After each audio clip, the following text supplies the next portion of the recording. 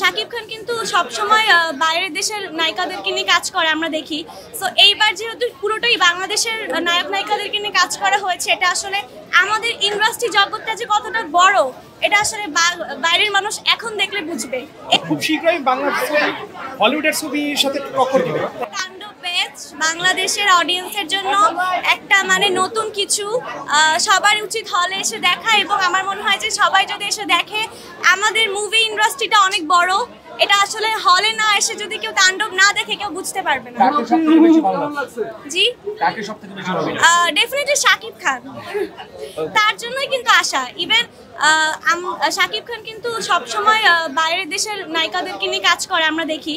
So এইবার যেহেতু পুরোটাই বাংলাদেশের নায়ক নায়িকাদেরকে নিয়ে কাজ করা হয়েছে, এটা আসলে আমাদের ইন্ডাস্ট্রি জগৎটা যে কতটা বড় এটা আসলে বাইরের মানুষ এখন দেখলে বুঝবে। বসুন্ধরা ডায়াপেন্ট এখন আরো উন্নত। এই hot air through top sheet দ্রুত শোষণ করে সোনামণিকে দেয় কোমল অনুভূতি। খুবই ভালো ছিল, তাণ্ডবটা তো দেখা লাগবে অবশ্যই, মানে যত দ্রুত দেয়া যায় আর ভিন্নতা কি পেয়েছেন? ভিন্নতা হচ্ছে গিয়ে আসলে মানে সুপারহিরো একজন আরেকজনের অপোজিটে যে থাকবে এটা কখনো আশাই করি।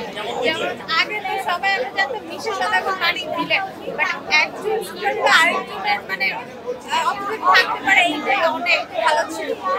আর গানটা কেমন লেগেছে? লিচুর বাগান ভালো, সত্যি ভালো লাগছে। লিচুর বাগান গানটা আহামরি, বাট বাকি গানগুলো সাবিলামের অভিনয় অসাধারণ, মানে উনি যে এরকম অভিনয় করতে পারবে এটা আশা ছিল না, বাট খুবই ভালো ছিল। কেমন দেখলেন? অনেক ভালো, অনেক ভালো, অনেক ভালো। কাকে বেশি ভালো লাগছে? শাকিব খান তো এক্সিলেন্ট, আর তারপরে হচ্ছে সিয়াম অসাধারণ, মানে লুকটাই অন্যরকম, তাকালেই অন্যরকম লাগে। বাংলা ছবির জন্য sky is the limit Raihan Rafi প্রমাণ করে দিয়েছে, এবং এটা আসলে দরকার ছিল। খুব শীঘ্রই বাংলা ছবি হলিউডের ছবির সাথে টক্কর দিবে। Thank you.